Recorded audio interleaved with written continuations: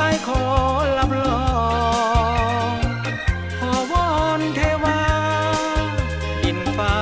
จงมาคุ้มครองขอให้ฮักเราสมปองอยู่เคียงสองตลอดชีวา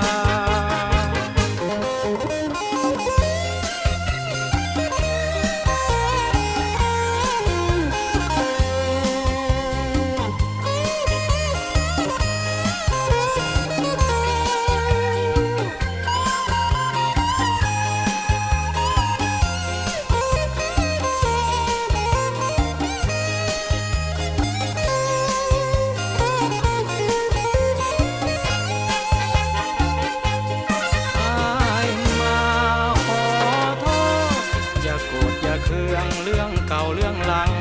คือว่าความฝันแต่นี้ต่อไปจะขออยู่ไกลจอมควรจะอยู่บ้านนาสวรรค์คู่เคียงควรหักกันน้องอายคืนมาแล้วจงยิ้มเสียทียิ้มเถิดคนดีบัดนี้อ้ายขอรับรอง